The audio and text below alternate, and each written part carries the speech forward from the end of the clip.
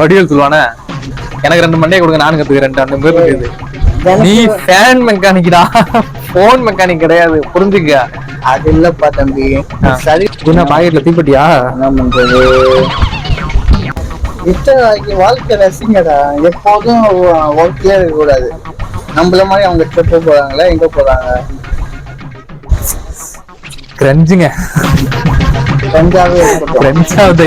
அவார்டே கொடுத்தாங்க. போன வருஷம் அதே மாதிரிதான் ஒரு ஆடு ஓடும். வீட்டை தாண்ட முடியாதுன்னு தாண்டி வந்துட்டேன், உன் கேட்டை தாண்ட முடியாதுன்னு தாண்டி வந்துட்டேன், இன்னும் எங்கடா வரணும் அப்படின்ட்டு போன வருஷம் ஒரு ஆடு ஓடும். அது அப்படியே இரிட்டேட் ஆகும். அப்படியே மேட்ச் பாக்குறப்ப 18 வருஷம் இந்த வருஷம் கப்பு வின் பண்ணலாம் பாத்துட்டு இருக்கோம். அது எப்படி கடவுளுக்கே பொறுக்காத மாதிரி டக்குனு இந்தியா பாகிஸ்தான் வாரு. சரி, அது முடிஞ்சிட்டு அப்பா ஐபிஎல் ரீஸ்டார்ட் ஆக போகுது அப்படின்னு நினைச்சா ஃபாரின் பேர் பாதி பேர் வர மாட்டாங்களாம். எப்படா நாங்க ஜெயிக்கிறது? ஆமா, ஆனா சொல்றானா ஒரு ஏசி பார் வெயிட் எப்படி இருக்கு அப்படின்ட்டு இந்த ஆம்பியன்ஸ் மட்டும் பார்த்துட்டு அப்படியே ரிட்டர்ன் வந்துருவாங்கிறான். அதான் நம்ம பழக்கம்.